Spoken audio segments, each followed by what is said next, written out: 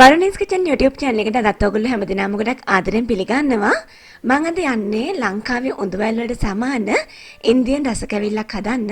මේකට අපි කියන්නේ ජෙලබි කියලා. ඇත්තටම මේක ගොඩක් රසවත්. ඒ වගේම විනාඩි 10ක් වගේ ගොඩක් අඩු කාලයකින් අපිට ගොඩක් රසට මේක හදාගන්න පුළුවන්.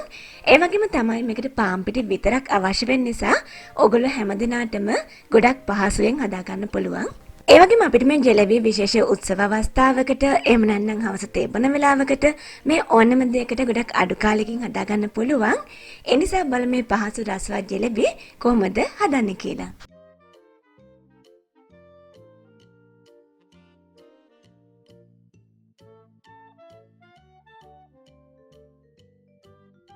අපි මුලින්ම ජෙලබි එකේ sugar syrup එක හදා ගන්න ඕනේ. ඒකට මම සීනි කෝප දෙකක් අරගෙන තියෙනවා.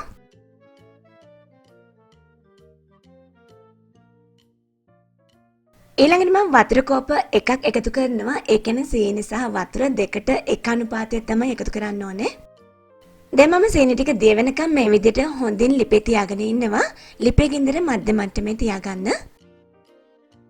ඔයාලට දැන් පේනවා ඇත්තේ sugar syrup එකේ සීනි ටික හොඳින් දිය වෙලා තියෙන්නේ කියලා. ඊළඟට මම මේකට දෙහිඋෂ තේ හැඳි භාගයක් එකතු කරනවා. අපි මේ sugar syrup එකට දෙහිඋෂ එකතු කරන්නේ අපි sugar syrup එකට ජෙලබි ටික දැම්මට පස්සේ ජෙලබි වටේ සීනි ටික මිදෙනක වලක්ව ගන්න. ඒත් එක්කම මම sugar syrup එකට saffron රේණු ටිකක් දානවා. ඉතින් මේක අනිවාර්යෙන් අත්‍යවශ්‍ය නැහැ. අපි සාමාන්‍යයෙන් කඩේම රෙදි ගන්න තියෙන ජෙලබි වල මේ විදිහට saffron දාලා තියෙනවා. ඉතින් ඒ නිසායි මම දාන්නේ. මේක අත්‍යවශ්‍ය නැහැ. දැන් මේ ඔක්කොම මිශ්‍ර කරලා හොඳින් ලිපේ තියාගෙන ඉන්න අවශ්‍ය පදම එනකන් අපි sugar syrup එකෙන් ටිකක් මේ විදිහට ඇඟිලි දෙකට අරගෙන ඇදලා බලද්දී යාන්තමින් එක නූලක් වගේ ඇදෙනවා නම් sugar syrup එක අවශ්‍ය පදමට ඇවිත් ඒ වගේම මේ හැන්දෙන් වැටෙන අවසාන sugar syrup බිඳුව දිහා බලන්න ඒක ඇදිලා හිමින්ද තමයි වැටෙන්නේ. අන්න ඒ මට්ටමට sugar syrup එක එද්දී අපි මේක ලිපෙන් ඉවත් කර ගන්න ඕනේ. ඊළඟට sugar syrup එක නිවෙන්න පැත්තකින් තියන්න. ඊළඟට අපි මේකේ බැටර් එක හදා ගන්න ඕනේ. ඒකට මම පාන් පිටි කෝප එකක් පාවිච්චි කරනවා. ඊළඟට බේකින් පවුඩර් තේ හැඳි එකක් මේකට එකතු කරනවා. ඊළඟට මම මේකට කෝන්ෆ්ලවර් මේස් හැඳි එකක් එකතු කරනවා. ඒක මෙතන වීඩියෝ ගත වෙලා නැහැ. මම වීඩියෝ එකට පල්ලෙහා තියෙන ඉන්ෆෝ බොක්ස් එකේ රෙසිපි එක දාද්දි ඒකත් ඇතුළත් කරලා දාන්නම්. ඊට අමතරව මුදෝප කිරි කෝප කාලක් එකතු කරනවා. ඉතින් ඔයාලට මෙතන යෝගට් පාවිච්චි කරන්නත් පුළුවන්. දැන් මේ ඔක්කොම මේ විදිහට හොඳින් මිශ්‍ර කරගන්න.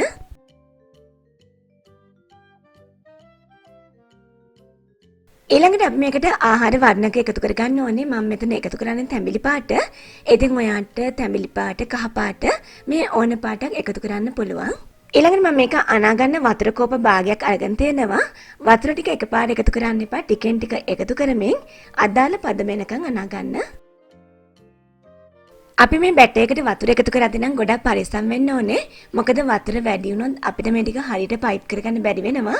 ඒ නිසා වතුර ටිකෙන් ටික එකතු කරමින් මම පෙන්නන පදම එනකන් අනා ගන්න ඕගොල්ලෝ. ඉතින් ඔයා අද නම් මොනවට මගේ වීඩියෝ එකක් බලන්න ඕගොඩක් ආදරෙන් මගේ channel එකට පිළිගන්නවා. ඒ වගේම ඔයා තාම මාව subscribe කරලා නම් විතරක් මේ වීඩියෝ එකට පල්ලෙන් තියෙන රතු පාට subscribe button එක සහ ඒ ළඟම තියෙන පුංචි bell icon එක click කරන්න. එතකොට මේ වගේ අලුත් වැදගත් වීඩියෝස් miss වෙන්නේ නැතුව ඔයාලට බලන්න පුළුවන් වෙයි. ඒ වගේම මේ වීඩියෝ එක වැදගත් කියලා හිතෙනවා නම් ඔයාගේ යාළුවන්ටත් බලන්න share කරන්න. අපේ ජෙලබි බැටර් එකේ පදම මෙන්න මේ විදිහේ තියෙන්න ඕනේ. නොකැඩි එක දිගට වැක්කිරෙන්න ඕනේ. ඔයාලට පේනවා ඇති එක. මට වතුර කෝප භාගයෙන් මෙන්න මේ වගේ ප්‍රමාණයක් තමයි ඉතිරි වුණා. ඒකයි මං කිව්වේ ඔක්කොම වතුර එකපාරට එකතු කරන්න එපා කියලා. ඊළඟට අපිට මේ ටික තෙලට මෙරික ගන්න මේ වගේ පයිපින් බෑග් එකක් පාවිච්චි කරන්න පුළුවන්. ඉතින් මේ වගේ බෑග්ස් හැමෝටම නැති නිසා ඔයාලට ගෙදර තියෙන මේ වගේ ඕනම බෑග් එකක් පාවිච්චි කරන්න පුළුවන්. මෙතනදී සීනි පරිප්පු වගේ ගෙනල්ලා ඉතිරි වෙන හෙස් කවරයක් ඕගොල්ලෝ පාවිච්චි කරන්න. මමත් අද මේ කවරේ පාවිච්චි කරලා ඕගොල්ලන්ට පෙන්නන්නම්. මම මුලින්ම මේ බෑග් එක මේ වගේ මග් එකක් ඇතුළට දාගන්නවා. දැන් අපිට මේ බැටර් එක ගොඩක් පහසුවෙන් මෙන්න මේ විදිහට දාගන්න පුළුවන්.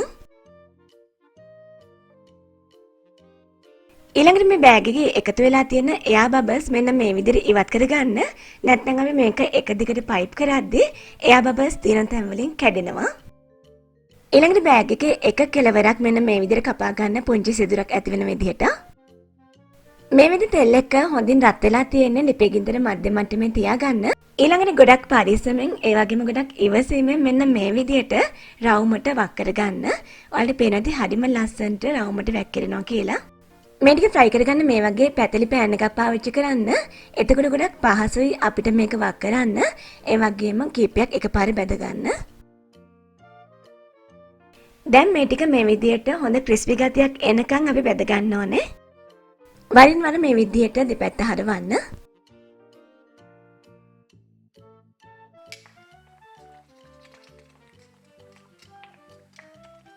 ජෙලබි වල මේ වගේ හොඳ ක්‍රිස්පි සද්දයක් එද්දි ඒක තෙල් බේරලා ඉවත් කරගන්න.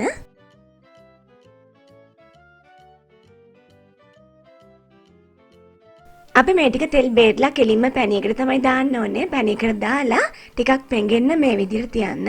මේ විදිහට පැණියකේ ජෙලබි තියෙද්දි ඒකට හොඳින් පැණි උරා ගන්නවා ඇතුළට. විනාඩි 5ක් වගේ පැණියකේ ඩිප් කරලා තියලා ඊළඟට මේ විදිහට පරිස්සමෙන් ඉවත් කරගන්න. මම මේ විදිහට ඉතිරි ටිකත් හදා ගන්නවා.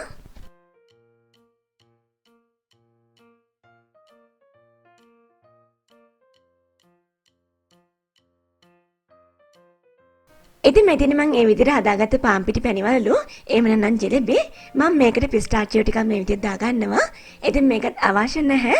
මම කඩවල මිලදී ගන්න තියෙද්දි මේ විදිහට දාලා තියෙන නිසා දානවා. ඉතින් ඔයාලට පේනවාද හරිම ලස්සන පාටයකට තියෙනවා කියලා. ඒ වගේම හරිම ලස්සන හැඩයකටත් තියෙනවා. පුංචි බබල් නම් ගොඩක් ආස වෙයි මේක දැක ගමන් කන්න. ඉතින් පොඩි අයට කන්න දෙන්න හදනවා නම් ඔයාලට මේකට ස්වභාවික වර්ණයක් එකතු කරන්නත් පුළුවන්. කහ කුඩු වගේ. මම ඔයාලට එකක් කඩලා පෙන්නන්නම් කොහොමද ඇතුළ කියලා. මේක දැන් හොඳ ක්‍රිස්පි ගතියක් තියෙනවා. ඒ වගේම ඇතුළට හොඳින් පැණි උරාගෙන තියෙන්නේ. ඒ වගේම මේක ඇතුළට හොඳින් පැණි උරාගෙන දවස් දෙකක් යද්දී මේකේ තියෙන ක්‍රිස්පි ගතිය අඩු වෙනවා. ඉතින් ඔයාලත් අනිවාර්යෙන් මේ ජෙලබි රෙසිපි එක try කරලා බලන්න. ඒ වගේම ඔයගොල්ලෝගේ යාළුවන්ටත් බලන්න මේ වීඩියෝ එක පුළුවන් තරම් share කරන්න. අපි මේ වගේ තවත් අලුත් වැදගත් රසවත් වීඩියෝ එකකින් ආයේ හම්බ වෙමු.